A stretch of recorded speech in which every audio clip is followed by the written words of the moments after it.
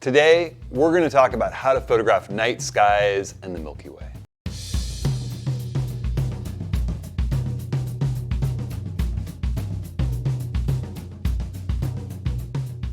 Well, hey everyone, Hudson here. By the time you're watching this, I will be gearing up to do some night sky photography with an awesome workshop crew in Yellowstone National Park. I'm really excited to share this content today. It's from my brand new Photographing the Milky Way and Stars course that I've promised, long promised. It's available, it's out there, it's available to download. You can find it on my website at hudsonhenry.com/Milky Way. And it's going to be a step-by-step process for capturing and editing either star stacked or star tracker captured night sky images that are clear, noise-free, enlargeable, things that you can be really proud of. My goal is to help improve your game of night sky photography to where you're even happier with the results that you're getting than you were before. Before I jump too far into the content about the Milky Way stuff, I want to thank everyone who's been supporting, sharing, liking this channel, and also driving the content. I really look at your comments on the YouTube channel, your emails to me, the questions you send in when we have our regular Tuesday office hours meetings. Those drive the content of this channel. I just want to thank everyone for being such supportive, contributive members of this Approaching the Scene community. It means the world to me. Again, you can get this course that we're talking about at hudsonhenry.com/Milky Way. I've got links in this video's description, and there's always links to everything that I'm talking about, and the courses and everything else are at my website. But you can find links to all the gear that I'm talking about at hudsonhenry.com/ATS links. We're having an office hours session, October 26th. I want to invite everyone to join in on that. October 26th, 10 a.m. Pacific. You can join via Zoom or YouTube Live. We're going to be going through your images. We're requesting night sky images in particular, but any images will be just fine. You can submit those images, sign up for YouTube or Zoom, and leave us a question at hudsonhenry.com/office hours. So I really hope to see you there. All right, so that pretty much does it for announcements.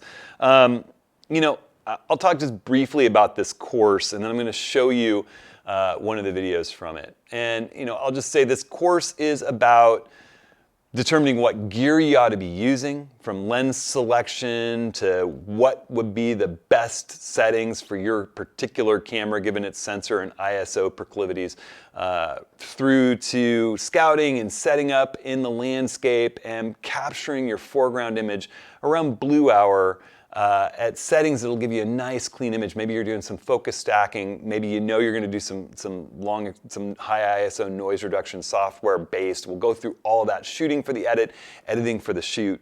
And then we'll talk about setting up to stack, capture stars underexposed, a whole bunch of images with dark frames to feed into dedicated star stacking software.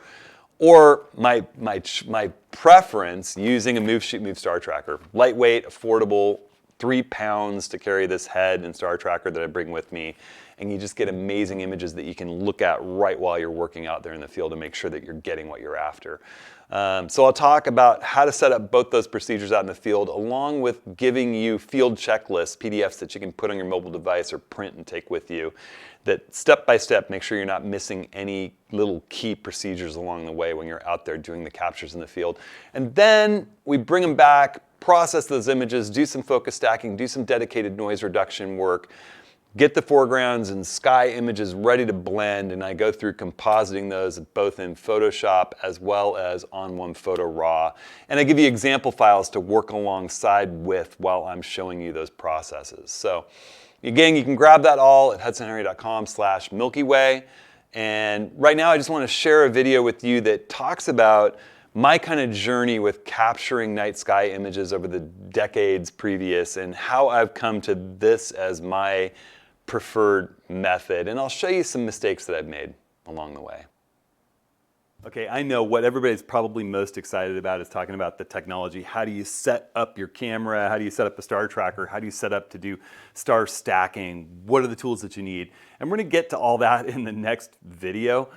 But first I want to talk a little bit about my history capturing night photography and go through some of the images that I've captured over, the last 15 or 18 years and some of the pitfalls and mistakes that I've made along the way. And I think that in the process, as I'm talking about, why you want this, why you don't want that, why this setting is important, why that one isn't, it'll make more sense if you've seen images where I've kind of learned that by trial and error. So we'll go through, look through some of my images, and then right after that, we're going to talk about gear and the stuff that I think you should have, followed up by some discussion of sensor technology, and then we'll actually get out about talking about capturing in the field, scouting, figuring out your scene, using some scouting software on your phone to figure out exactly where the Milky Way is going to be when, and then all the settings that you need and thought processes that should go into capturing the best possible images of that foreground as well as the stars in space before we bring all that stuff in and work through the post-production videos on how to put it all together to get that final image. All right, so first of all, let's look through some images and talk about what can go right, what can go wrong. All right, so before we jump in and kind of go through my history of Milky Way photography and some of the trip-ups and mistakes and lessons that I've learned along the way, I want to make sure that we have a roadmap to where we're headed. So this image right here is what I really want to share with you how to do. This sort of lays it all out. This is Mount Rainier, photographed this year, this late spring, early summer. And it's a focus stacked, super long exposure with long exposure noise reduction to get foreground to background. Photographed it at just the edge of blue hour as it's fading so that you have that light to get that detail that you need on the landscape. No unnatural light whatsoever, combined with a Milky Way shot that's shot on the star tracker at a low ISO. I think I was shot at 500 ISO for 2 minutes with the camera tracking right along at 14 millimeters and blending those two really naturally to get that kind of landscape at night with the Milky Way look. I mean, it's to me the holy grail that I've been after, something printable, something high resolution, something that looks great no matter where you zoom into it. And it's actually photographed at 20 millimeters for the foreground and 14 millimeters for the background. You're really only looking at the exposure information for that Milky Way image there. So we're gonna talk through all the steps of how to do that, what tools, techniques, and hopefully I'll share some lessons to avoid you falling into the same pitfalls I have along the way. The other technique I want to talk about is star stacking. This is an image I captured just literally a week ago, less than a week ago in Olympic National Park on a backpacking trip with my family where I didn't have the capacity to carry the weight of a star tracker. Even though it's only a few pounds, I was carrying a lot of stuff for the family. And there was this beautiful scene and I only had a 24 millimeter f4 lens with me. And I shot this at 28 millimeters at f4 and a whole bunch of images stacked together along with a couple of dark slides, and then ran that through star stacking software. There's star stacking software both for the Mac and the PC to get the equivalent of having photographed a really long exposure. And you also have the ability to zoom in and get relatively nice, clean, printable star images. And this is composited again in an even easier way. And we'll talk about that too, just an easy blend instead of doing a complicated masking job like we're gonna do with the Mount St. Helens image. And I'm gonna walk you through how I did both these images step by step so that you can really see what it is I'm talking about. But let's talk a little bit about kind of my history of Milky Way photography. This is an image I shot on medium format film with my Mamiya camera way back, probably somewhere around the year 2000. On the edge of Death Valley, the moon was setting, there was a little bit of an afterglow, and I was setting up to go to sleep. And I just left the camera running through the night while I was asleep and set an alarm for 2 hours before dawn to wake up and turn it off so dawn wouldn't ruin it. And it was just those days with the quality of film that we had, you couldn't really do pinpoint stars. There were people with really wide aperture, wide angle lenses like the Nocturne, the legendary Nocturne lenses of old, using high-speed grainy film that could get kind of an approximation of pinpoint stars, but star trails were really the best night sky kind of thing that you could get back in the days before digital. And it was fun to play with. Of course, you didn't see what you got until you got home and processed it. But this was shot on Provia 400 back in the day. And then along came my Nikon D700 and I started experimenting. This is up in Olympic National Park again on the High Divide Trail, Seven Lakes Basin. And all of a sudden, these aren't as pinpoint as you might want, and it's blue hour, and it's a little bit noisy, but when you shared this on Instagram or Facebook, people were blown away. It reminded everyone of summer nights out backpacking and camping, and I started to get excited and go a little hog wild. Here's another shot with my D700, the high camp on Mount Rainier on one of my summit trips, just lighting the tent with a warm headlamp and doing that blue hour starscape. Here's the Enchantments Lake Basin in 2010. This is Prusik Peak, and just the stars reflecting in the lake. Now, when you zoom into this, it's not going to look great printed. Everything's a little bit fuzzy from doing noise reduction, and the old 500 rule that even I taught in my ATS core series. If you've taken that class, toss that 500 rule out. That 500 rule stated that you could divide the focal length of your lens into 500 and photograph for that many seconds without having star trails from the Earth's rotation. Well, as we've gotten higher and higher caliber sensors, with more and more detail and better optics, as you zoom in at greater detail, those stars blur more. And so we have a new rule, the MPF rule. We're going to talk about that and how to figure it out for your particular sensor with your particular lens that you're working with. But it's a much shorter duration that you're working with to really get pinpoint stars now. So we'll talk a little about that and the app that you're going to want on your phone to figure that out in a heartbeat wherever you happen to be. But still, this was so exciting back in 2010. As the technology got better, here's 2015 in Patagonia, Lago Torre with Cerro Torre reflecting there and stars in the lake. Again, pretty noisy, not looking great. We've got a lot more resolution with the D810 than we have with the D700, and you start seeing how that rule is breaking down more and more as we move into the 30 megapixel plus range. All of a sudden, those are not points at all, but little trails. Moving along, we got Waldo Lake. This is one that I love, but the light pollution was just really intense. And we'll talk about some ways to use filters to kind of mitigate some of the light pollution that you're going to find near cities. This is looking towards Bend from this spectacular Central Oregon lake, but a lot of light pollution. And I experimented with lighting subjects at night and putting the Milky Way over them. Some of that came from happenstance. I actually was photographing in the Valley of the Gods and Bears Ears while I was filming my core course with my good friend Andy a few years back in Bears Ears. This is in the Valley of the Gods, and a car came around this dirt road that you can see in the foreground and lit that rock formation as I was photographing. And in my mind, I thought, well, that's blown. But instead, it actually turned out really, really cool. Here's another one like that a little bit earlier, even with my Nikon D810 on the Olympic coast, a little south of where I was just backpacking with the kiddos. This is south of La Push. I think this might be Mosquito Beach, but there's a sea stack here, and I ran out from camp to get the Milky Way behind it, positioned myself, and we had a little LED lantern hundreds of yards away in camp, and just that little bit of light lit that sea stack. And that kind of led me to start thinking about lighting the foreground, and I'd use lume cubes and gelled lume cubes, and now the new lume cube panels where you can control the color temperature and turn them down really low to light the foreground during Milky Way shoots. Have someone else light the foreground for you. Here's up at Delicate Arch and Arches. And this image, everyone loves it, goes wild. It looks great on a web page or Instagram or Facebook. But if I ever went to print this, it's extremely noisy with the D850 when you push it up to 3200 ISO and then brighten the image more. And this is shot at 10 seconds with a 50 millimeter. That's that rule, the 500 rule exactly. But you can see the stars aren't pinpoint. They're trailing a little bit at that ultimate high resolution. And it's just really noisy. Here's a blue hour image where I had my good friend Andy lay in there in the arch.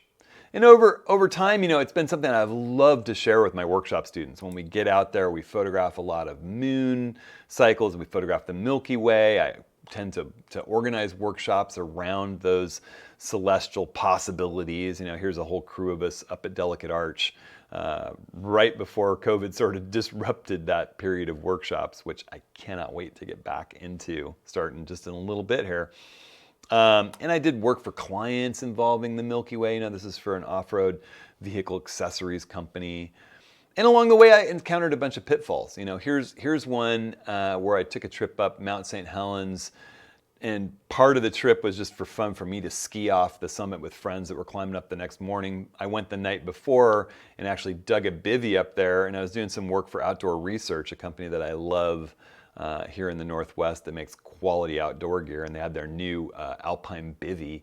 So I sort of set it up here, and I was hoping to capture the Milky Way, and I didn't do a good enough job reading the news and the atmospherics. There were huge Siberian wildfires that year in 2015, and the smoke had come over the ocean and covered the Pacific Northwest, and it was way up in the ionosphere where we couldn't even feel it or smell it down below or even see it much during daylight. But at night, the lights of Portland and Seattle just lit that smoke from below and obscured the ability to do much star photography. It still created a really interesting and dramatic image, but a totally different one than I expected. So, in today's age, where we have so much atmospheric disruption from wildfires and whatnot, that's an important thing to keep track of if you're going out on a shoot, particularly if you want to involve the night sky with a commercial shoot. Here's another one from Death Valley where, lighting the foreground, and this is back again, I was running a workshop, so I wasn't paying as much attention to my own camera, but I got the space really, really nicely dialed in, and I was actually practicing with the old 20 millimeter 1.8, the F mount, not the new Z mount. That's one of my favorite star lenses ever. And there's a couple things wrong with this image. I had never used it before. I thought, wow, the 21.8 might be perfect for Milky Way as it gets so wide. Well, the old F mount one has a significant problem, and here it is. It's coma. And that's a chromatic aberration problem where as you get closer and closer to the corners, especially when it's wide open, instead of getting stars, you get these little Jupiter or these little Saturn looking or bird-like things where the bright objects get these wings emanating from them, and it's just a property of the lens. It's not bad in the middle, but when you get out on the edges, it's so noticeable that it's just disturbing. And you actually have to stop down to about f3.5 or 4 to get rid of that with that particular lens. Now that's completely eliminated in the new mirrorless version that Nikon put out of that lens, but we're going to talk about lenses and some of the things that you're looking for, and one is not having a lot of coma wide open. You want to be able to do shorter duration images without a lot of coma. Now the star tracker, you could stop down to f4 and do a longer exposure and avoid that. The other problem with this one is not getting that focus on the foreground. You remember I talked about focus stacking? I've got these dunes right close to me, interesting patterns in them, and they just look a mess because they're not really in focus. Nothing's in focus till it gets out here into the wider area. It needed to be a focus stacked image. So we'll talk a little bit about techniques for that, both for DSLR and mirrorless.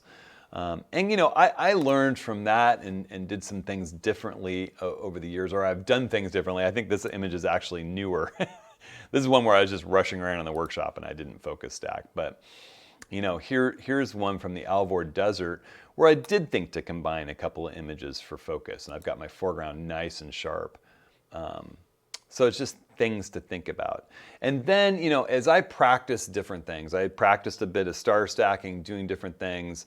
And I bought a tracker that was an iOptron tracker, a very big sky guider, heavy duty, not something I want to backpack with, and something that I found more difficult than others to set up and align with the Milky Way late at night. You could do it in the blue hour when lining it up. I mean, I said the Milky Way, I meant the North Star and Polaris. When you're aligning that tracker to make sure that it's with the Earth's rotation, you have to get it pointed right at the North Star in the Northern Hemisphere, or the right place on the Southern Cross in the Southern Hemisphere. And I'll show you guys apps for getting that just perfect for your location.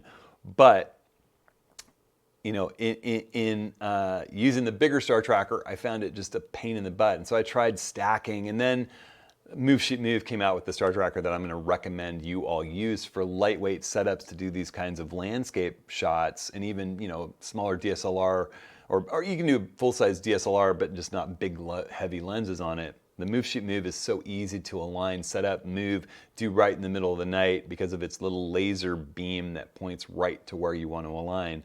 I'll show you how that works.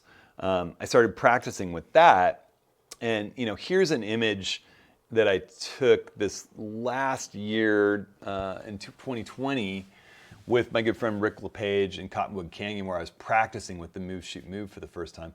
And here you go, using the MPF rule, and the Nikon Z6, my better low light camera of Nikon's mirrorless cameras, the 24 megapixel camera, and opening up the new Z 20mm 1.8S, which has wonderful lack of coma in the corners, as you can see, and shooting it at 4000 ISO, 1.8. It's a relatively noisy image, but 6 seconds, that's that MPF rule for that lens on that camera, and you can see it works. Those are pinpoint stars. It's a little bit noisy. You could probably do some noise reduction. Then putting it on the tracker, and here I've brightened it up to where I really want it, and I'm shooting it at 123 seconds at ISO 400, and now all of a sudden you see that you can really get in there and brighten your scene up without that much noise to interfere, and you still get the pinpoint stars because your camera is moving with the stars. And then I'm able, I put that into use down in Brookings with my good friend Charlie. We're gonna be on a workshop together again here in just less than 2 weeks with Rick LePage back in this location. We did a little bit of lighting with a lume cube on the backside of that rock. I would climb up that little ridge above the water and get it adjusted just to kind of light things a little bit. Now I would probably shoot this scene at blue hour, and then move and photograph the Milky Way without all these obstructions. I would move down the coast to where I don't have all this in front of me. One thing that I learned photographing this is that it's way harder to composite a Milky Way shot behind this scene, because as you move the Milky Way shot to get it positioned just right, it's just complicated. We'll talk a little bit about some things I learned with this shot and how to think about photographing the two images. My recommendation is that at blue hour you get your foreground scene, and then you move to where you have the clearest, least obstructed view of the Milky Way that night, and shoot it with basically just the Milky Way and a little bit of horizon. And we'll talk about that with regard to how I did it with Mount Rainier and why. I can just say that in the compositing, having these bits where there's some of the original image above and below and in these different positions, it's got a beautiful shot of the Milky Way and a really nice shot of the foreground, but putting those two together was much more difficult because I shot them from the same location. So in this scene, I would highly recommend set up at blue hour, do whatever lighting you might want to do, photograph this until the light fades, then move and shoot the Milky Way. All right, so again, where we're headed is the ability to do something like this. This is the end all and be all for me, what we're after. Clean, pinpoint stars, all the detail you want, everything in focus, but feeling like it's at night without having to add artificial light to it. Or to do this kind of star stacked work, which you can also do with Milky Way. This is a good example of blue hour though. And I would recommend that if you're not photographing the Milky Way and you want stars, those blue hour images over the landscape, where you can see the constellations peeking out from the rest of the stars, those are really compelling images of just the stars. It's a lot like when I recommend people photograph cityscapes. Don't do it in the black of night and you're not going to ever see the Milky Way over a cityscape. And the black of night is just kind of inky black. When you photograph it at blue hour, when that last bit of light is leaving the atmosphere, the city lights will be warm like this last vestige of sunset is here on the coast, and it'll blend so nicely with that last bit of blue light fading into the black of space. Your image is just going to be more compelling for people to look at. All right. So there you go. That's sort of my history of working with Milky Way and star images and night photography, and how I've gotten to where I've gotten right now, some of the lessons I've learned so that you can relate back. And when I talk about coma, that's what that looks like. That's that poor image in Death Valley where the stars look like little birds and mini versions of Saturn. And where you really want to head is right into here where everything's pinpoint and sharp. All right, so we're going to talk about gear next. I know that's what everybody loves the most, so we'll devote a little time to talking about the gear that you should consider having to go out and do this. All right, so hopefully you enjoyed that. That's one of the 14 videos in that Milky Way course. You can find it at hudsonhenry.com/Milky Way. I want to make sure everyone that wants to signs up for the office hours, submit an image. We'll go through those images during office hours on October 26th. Big free-for-all meeting of photographers. It's going to be Rick, Woody, David, Darren, and I. You can sign up, leave a question at hudsonhenry.com/office hours. I hope to see you there on the 26th when I'm back from this big workshop tour. Right now, I'm gearing up for Yellowstone. Tetons are next, then Moab, then I'm home in late October. So I hope in the meantime, everybody that's not out there with me having a blast in the field is staying safe, staying creative, and enjoying this fall season. Fall is one of my absolute favorite times of year as a photographer. We'll see you next week.